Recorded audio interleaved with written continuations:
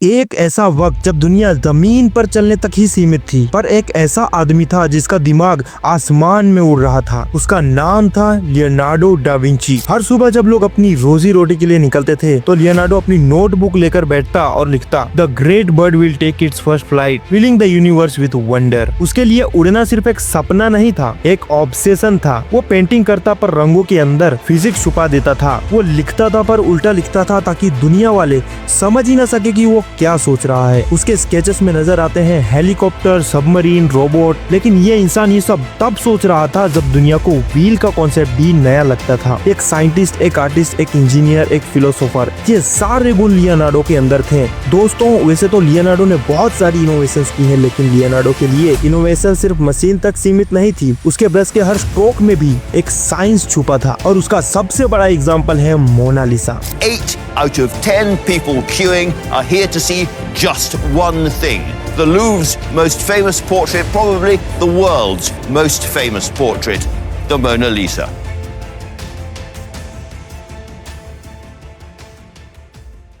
हर साल लाखों लोग एक औरत की मुस्कान देखने पेरिस जाते हैं। एक ऐसी मुस्कान जो ना कभी पूरी लगती है और ना ही कभी अधूरी लगती है। कहते हैं मोनालिसा की मुस्कान में एक राज छुपा है। ये सिर्फ एक पेंटिंग नहीं, ये डा विंची के दिमाग की एक पजल है। सन 1503 में फ्लोरेंस का एक वेल्दी बिजनेसमैन जिसका नाम था फ्रांसिस्को डेल जियोकोंडो, वो लियोनार्डो को अपनी वाइफ की पोर्ट्रेट बनवाने का ऑर्डर देता है। उसकी वाइफ का नाम था लिसा गैरेंडिनी। वो एक शांत और ग्रेसफुल लेडी थी। वही थी मोनालिसा। एक्चुअली मोना मेडोना का शॉर्ट फॉर्म है। उसका मीनिंग होता है माई लेडी लिसा। लियोनार्डो उस बिजनेसमैन से कहता है, मैं एक ऐसी तस्वीर बनाऊंगा जिसमें जिंदगी के सारे इमोशंस एक ही मुस्कान में दिखाई देंगे। डा विंची ने मोनालिसा को बनाते वक्त कभी भी उसे देर तक बैठाकर नहीं रखा था, जैसा कि बाकी नॉर्मल पेंटर्स करते थे। उसने अपनी मेमोरी और इमेजिनेशन के दम पर इतनी परफेक्ट पेंटिंग बनाई थी क्योंकि उसने हर ब्रश स्ट्रोक में इमोशंस भर के उस पेंटिंग को बनाया था। उसने उस पेंटिंग को स्फुमेटो टेक्निक से बनाया था। ये एक ऐसी आर्ट स्टाइल है जिसमें कोई हार्ड लाइन नहीं होती, सब कुछ एक सॉफ्ट फॉग में घुला हुआ होता है। अगर तुम मोनालिसा की पेंटिंग को गौर से देखोगे तो उसके चेहरे का एक्सप्रेशन हर दूसरे एंगल से बदल जाता है। पेंटिंग को देखने से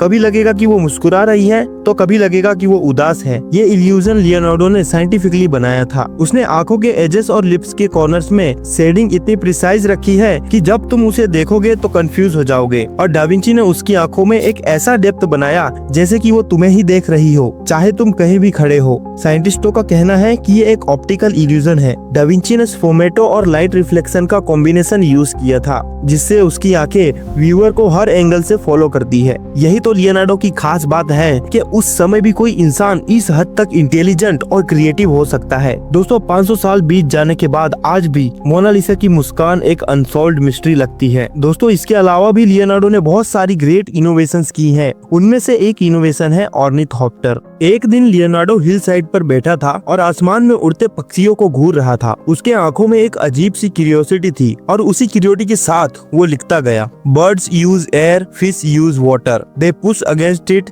they rise with it.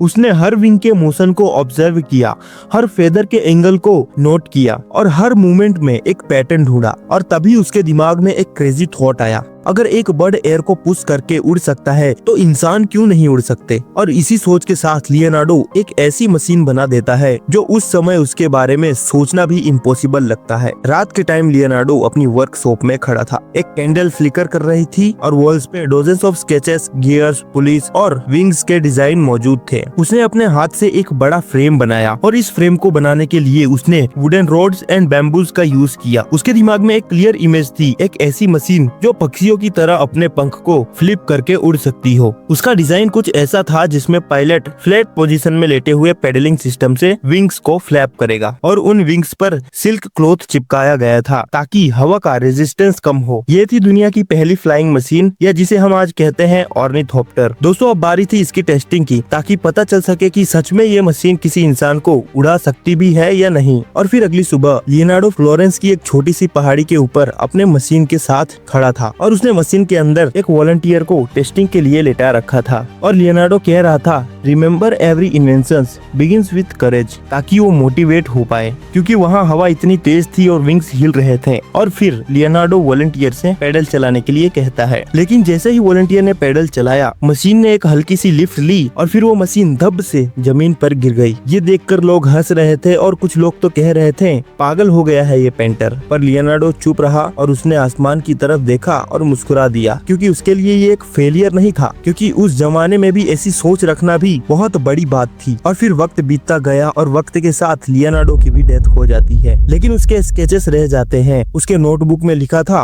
Once you have tasted flight you will forever walk the earth with your eyes turned skyward. और फिर तकरीबन 300 साल बाद लियोनार्डो से इंस्पायर होकर राइट ब्रदर्स ने अपना प्लेन उड़ाया, और जब वो उड़ा तो ऐसा लगा कि लियोनार्डो डा विंची का सपना सच हो गया है। उन्होंने लियोनार्डो की इन्वेंशन की तरह विंग्स फ्लैप नहीं किए, लेकिन उन्होंने लियोनार्डो से इंस्पायर होकर उड़ना सीख लिया था, उसी इंसान से इंस्पायर होकर जिसे लोग कभी पागल कहा करते थे। आज हम प्लेन्स में बैठकर सिटीज क्रॉस करते हैं, स्पेसक्राफ्ट में जाकर प्लैनेट्स एक्सप्लोर करते हैं, पर इस जर्नी की शुरुआत हुई थी एक आर्टिस्ट के ड्रीम से, जो बस ये सोचता था अगर बर्ड्स उड़ सकते हैं तो इंसान क्यों नहीं। पर लियोनार्डो यही नहीं रुकता, उसने सोचा अगर उड़ना मुमकिन है तो आसमान से सुरक्षित गिरना भी मुमकिन होना चाहिए। ऐसे ही लियोनार्डो ने एक और इनोवेशन की है, जिससे ह्यूमंस आसमान में उड़ तो सके पर सेफ लैंडिंग भी कर सके। लियोनार्डो ने अपनी नोटबुक में एक पैराशूट का डिजाइन बनाया था अराउंड सन 1485 में। उसका डिजाइन उस टाइम के लिए बहुत एडवांस्ड था, क्योंकि तब इंसानों ने उड़ने का कॉन्सेप्ट प्रॉपरली समझा ही नहीं था। डा विंची ने जो पैराशूट का डिजाइन किया था वो पिरामिड के शेप जैसा था। उसके डायमेंशंस थे 7 metre width and 12 metre height. वो लीलन क्लॉथ से बना हुआ था। ये एक स्ट्रॉन्ग फैब्रिक होता है, जिससे फैब्रिक के फटने के चांसेस कम होते हैं और पैराशूट में मजबूती होती है। और उसके कॉर्नर्स पे वुडन रोड्स लगी थी, जो स्ट्रक्चर को स्टेबल रखती है। इस पैराशूट का मेन आइडिया ये था कि अगर कोई आदमी किसी ऊंचाई से गिरता है तो ये मशीन उसके गिरने की स्पीड को स्लो कर देगी और वो जमीन पर सेफली लैंड कर पाएगा। लेकिन लियोनार्डो ने उस समय इसे टेस्ट नहीं किया था, क्योंकि उस समय न एयरक्राफ्ट थे न कोई ऊंचाई से जंप करने वाला सिस्टम। लेकिन उसका डिजाइन प्योर फिजिक्स के प्रिंसिपल पर बेस्ड था। वो पैराशूट एयर रेजिस्टेंस और ग्रेविटी के बैलेंस को ध्यान में रख के बनाया गया था, और इसीलिए इस पैराशूट पर एक आदमी को भरोसा था। उसका नाम है एंड्रयू निकोलस। ये एक प्रोफेशनल स्काई डाइवर है।